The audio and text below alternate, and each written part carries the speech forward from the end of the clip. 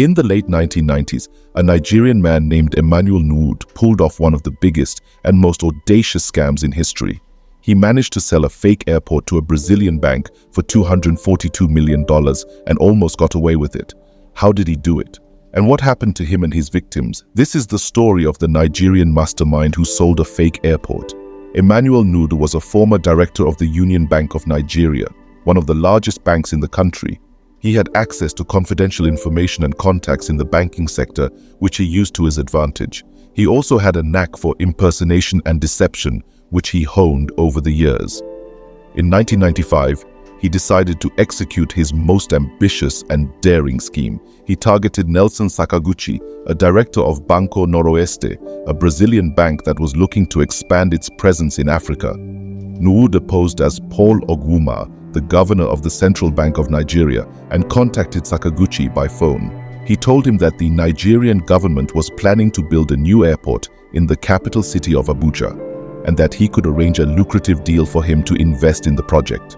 Nwude convinced Sakaguchi that the airport project was worth $600 million and that he could secure a 40% stake for him for only $242 million. He also promised him a $10 million commission for facilitating the deal. He claimed that the project was confidential and urgent and that he needed the money as soon as possible. He assured him that the investment was safe and guaranteed by the Nigerian government. Sakaguchi was intrigued by the offer and agreed to meet Nwude in person. Nwude flew to Brazil and met Sakaguchi at a hotel in Sao Paulo. He showed him fake documents and photographs of the airport project and introduced him to his accomplices, who posed as Nigerian officials and businessmen. He also arranged a meeting with a fake Nigerian president, who was actually a friend of Nwude's. Sakaguchi was impressed by Nwude's presentation and decided to go ahead with the deal. He transferred $191 million in cash to Nwude's account in the Cayman Islands and the remaining $51 million in outstanding interest over the next 3 years. He expected to receive his share of the profits and dividends from the airport project, but he never did.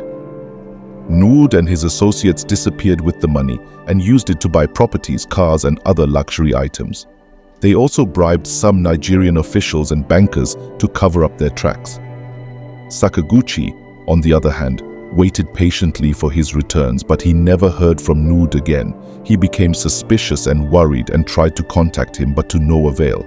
He realized that he had been duped and that he had lost a fortune. Sakaguchi reported the fraud to the Brazilian authorities, who launched an investigation. They traced the money to the Cayman Islands and discovered that it belonged to Nwude and his associates. They also found out that Nwude had impersonated the governor of the Central Bank of Nigeria and that the airport project was a hoax.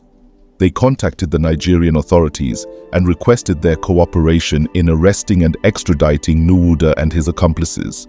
The Nigerian authorities agreed to cooperate and arrested Nwude and his associates in 1999. They also seized their assets, which were worth over $100 million. They charged them with 86 counts of fraud, forgery, and conspiracy. Nwude and his associates pleaded not guilty and claimed that they were innocent and that the money was legitimately earned.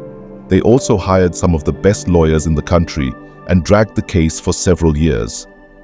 The case finally came to a conclusion in 2005 when a federal high court in Abuja found Nwude and his associates guilty and sentenced them to various prison terms. Nwude received the longest sentence of 25 years and was ordered to return $120 million to the Brazilian bank. He also forfeited his properties and assets to the Nigerian government. The Brazilian bank, however, did not recover all its money and suffered a huge loss. The bank collapsed in 2001 and was acquired by another bank. Sakaguchi, who was responsible for the fraud, was fired from his job and faced criminal charges in Brazil. He was also sued by the bank's shareholders and lost his reputation and credibility. He died in 2019 at the age of 75. Nwude, however, did not spend his entire sentence in prison. He was released in 2006 after serving only 1 year due to a plea bargain.